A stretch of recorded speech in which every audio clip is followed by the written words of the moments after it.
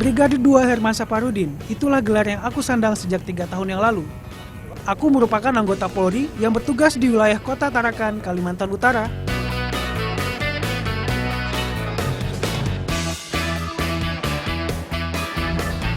Sebagai anggota kepolisian, aku banyak menghabiskan waktuku berdinas di Satuan Sabara Polres Tarakan. Lahir dan besar di Tarakan, tentu saja membuat aku sangat mengenal daerah yang memiliki luas wilayah seluas 250 km persegi ini. Kegemaranku berolahraga dan juga berkeliling di beragam tempat menjadi salah satu penunjang profesiku sebagai anggota polisi. Di sela waktu kerja dan di masa lepas dinas, aku senang menghabiskan waktu untuk belajar hal yang baru di luar pekerjaanku. Hitung-hitung sebagai refreshing.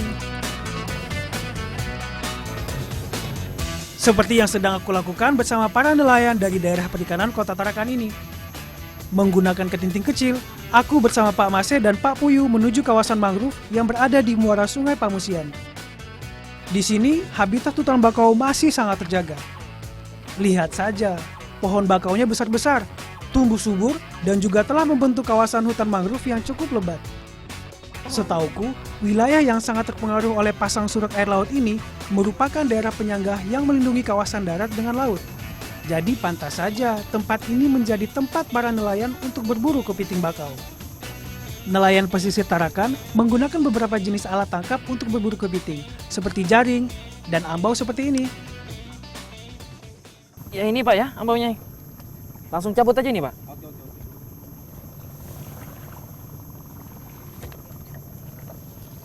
Wah ada Pak ini Pak. Begini yang namanya ambau, alat tangkap kepiting khas Tarakan. Perangkap ini terbuat dari jaring yang dibentuk memanjang dan pada bagian tengahnya diberi kayu panjang sebagai alat untuk menancapkan bubunya pada dasar perairan agar tidak hanyut terbawa air pasang. Pada bagian sisi tengah ambau diberi lubang kecil sebagai jalan masuk kepiting, di mana di dalamnya diberi umpan berupa potongan ikan laut. Oh iya, ada lagi yang unik. Setiap kayu penyanggah ambau diberi cat pada bagian atasnya sebagai tanda kepemilikan ambau. Kata Pak Mase, ambau dipasang saat air sedang naik di pagi atau sore hari. Kemudian, ambau diambil saat air naik kembali pada periode berikut.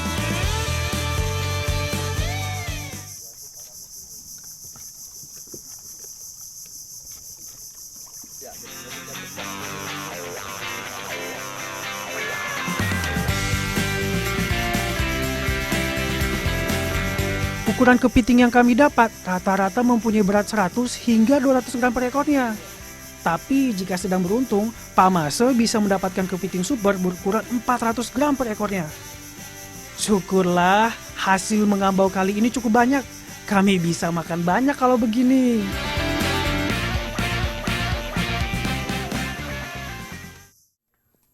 Ini Bu, kepitingnya udah. Bu, selanjutnya mau kita apa ini nih?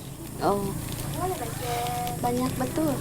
Iya Bu, lumayan tadi kita ngambau tadi di sana. Jadi tinggal kita apa nih Bu? Kita rebus aja ya? Rebus. Saya masukin ini Bu? Iya. Sama tali-talinya ini? Iya. Kata Bu Elis, kepiting yang kami dapat ini sebelum diolah dan dimasak harus direbus terlebih dahulu. Tujuannya untuk mematangkan daging kepiting agar mudah dibersihkan sebelum diolah lebih lanjut. Kami cukup merebus kepiting cukup sebentar saja. Jika air sudah mendidih dan kepiting sudah berubah menjadi kemerahan, kepiting rebus bisa diangkat.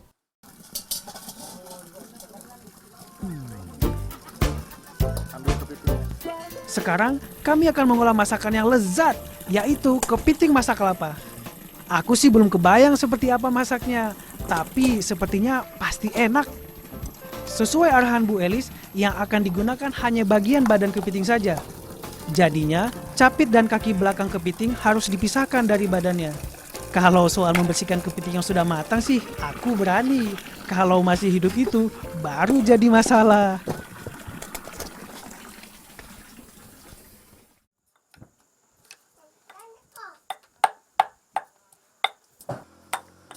Bahannya terdiri atas campuran kunyit dan jahe yang ditumbuk halus.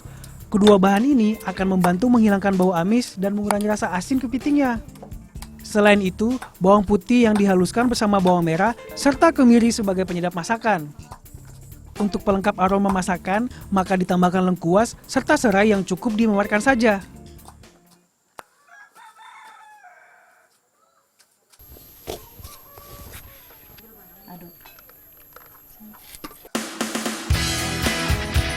Bumbu diaduk bersama kepiting bersih dan harus dipastikan masuk dan meresap sampai ke semua sela-sela bagian kepiting.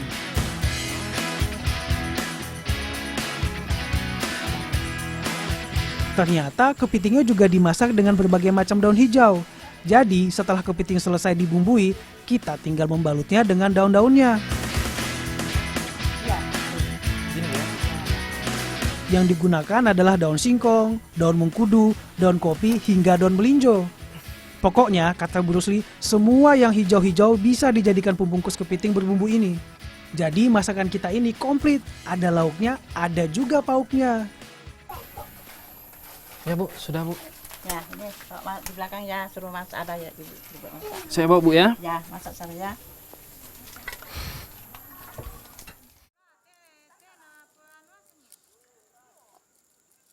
Ibu, ini kepitingnya sudah dibumbuin. Oh, masukkanlah ke situ. Langsung dimasukin aja Bu ya. Iya. Bukain dulu Bu. Ini yang spesial. Jika kepiting berbumbu sudah dibalut dengan daun-daunan, kini saatnya kita memasak kembali kepiting berbumbu dengan dimasukkan ke dalam kelapa yang dibakar. Kelapa yang digunakan adalah kelapa setengah tua, yang mana aromanya sudah kuat, tetapi belum terlalu banyak mengandung santan. Agar mudah matang, kulit kelapa yang dijadikan pembungkus kepiting sebelumnya sudah dikupas, hingga hanya menyisakan sedikit sabutnya. Bagian atas kelapa dibuka sedikit sebagai celah untuk memasukkan kepiting dan bumbunya ke dalam kelapa. Satu butir kelapa ini bisa dimasukkan sekitar 3 ekor kepiting ukuran sedang ini. Memasak kepiting dengan cara ini butuh sekitar 30 menit agar semua bahan matang sempurna. Semakin tebal kelapa, maka tentu saja butuh waktu yang semakin lama untuk mematangkan bahan makanan di dalam kelapa. Itu artinya semakin lama pula waktu makannya.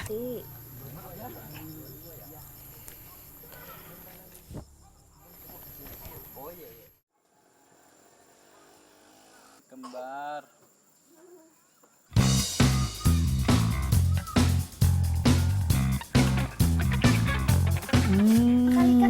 Kepiting bumbu kelapa ini enak sekali. Gurih bumbu bercampur aroma kelapa membuat kepiting terasa semakin enak. Ternyata dari satu jenis bahan makanan dari alam seperti kepiting ini, ada banyak ragam masakan yang bisa dibuat macam-macam masakan. Belum lagi cara pemasakan yang spesial seperti ini.